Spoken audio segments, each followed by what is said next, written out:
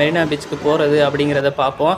First of all நம்ம பெரம்பூரில் வந்து நார்மலாக சென்ட்ரலுக்கு போகிற ட்ரெயின் ஏறினா போதும். டேரெக்டாக நம்ம வந்து சென்ட்ரலுக்கு வந்துடுவோமா. சென்ட்ரலுக்கு வந்த பிறகு அதுக்கு ஆப்போசிட்டில் வந்து பார்த்திங்கன்னா பார்க் டவுன் அப்படின்னு சொல்லிட்டு ஒரு இடம் இருக்குது. அந்த ரயில்வே ஸ்டேஷனுக்கு வந்து நம்ம வந்து இங்கேருந்து ஆப்போசிட்டில் கிராஸ் பண்ணணும். சென்னை பீச் ஸ்டேஷன்லேருந்து வேளச்சேரி ட்ரெயின் வந்து இந்த ரூட் வழியாக தான் வரும். இங்கே நம்ம வேளச்சேரி ட்ரெயினை வந்து ஏறணும் பார்க் டவுனில் அப்படின்னா அடுத்தது சிந்தாதிரிப்பேட் அப்படின்ற ஒரு ரயில்வே ஸ்டேஷன் வரும். இப்போ நீங்களே பார்க்கலாம், சிந்தாதிரிப்பேட் ரயில்வே ஸ்டேஷனுக்கு தான் வந்திருக்கோம். இங்கேருந்து நமக்கு வந்து அடுத்த ஸ்டேஷன் பார்த்திங்கன்னா Chepauk railway station. So Chepauk வந்து நமக்கு இங்கேருந்து பக்கத்தில் தான் இருக்குது. ஒன்லி 2 ஸ்டாப்ஸ் தான் பார்க் டவுன்லேருந்து. ரொம்ப ஈஸியாக இருக்கும் நம்ம மெரினா பீச் வர்றதுக்கு. ஸோ அங்கேருந்து நமக்கு வந்து ஒரு வாக்கபிள் டிஸ்டன்ஸ் தான் மெரினா பீச்சு. ஸோ அதனால் ரொம்ப ஈஸி ட்ராவல் பண்ணுறது. சென்னையில் இருக்கிறவங்களுக்கு நிறைய பேருக்கு தெரிஞ்சிருக்க வாய்ப்பு இருக்குது இந்த ரூட்டு. நிறைய பேர் வந்து பஸ்ஸில் ட்ராவல் பண்ணுவீங்க. ஆனால் ட்ரெயினில் பார்த்திங்கன்னா ரொம்ப ஈஸியாக சீக்கிரமாக வந்துடலாம்.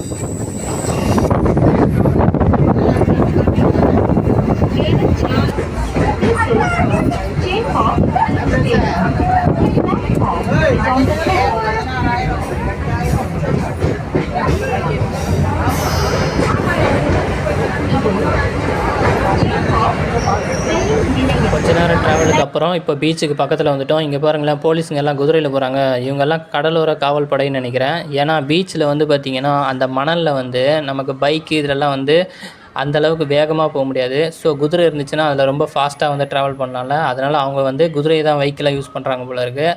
இப்போ நம்ம வந்து பார்த்திங்கன்னா ஐ லவ் மெரினா அப்படின்னு ஒரு ஃபவுண்டன் இருந்துச்சு. பார்க்கவே செம்மையாக இருந்துச்சு, சூப்பராக இருந்துச்சு, அழகாக இருந்ததுனால நானும் போய் அங்கே போய் ஃபோட்டோ எடுக்க நின்னேன்.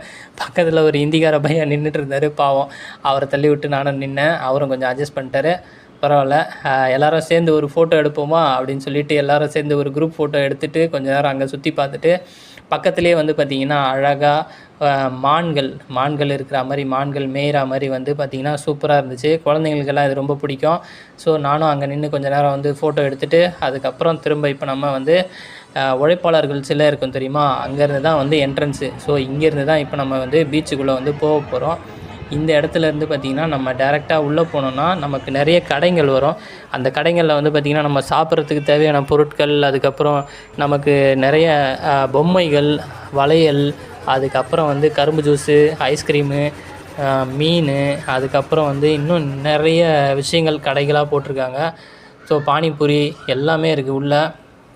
போகும்போது நான் கவனித்தது ஒரு கடையை பார்த்தேன், ரொம்ப சூப்பராக இருந்துச்சு டெக்கரேட்டிங் ஐட்டம் எல்லாம்.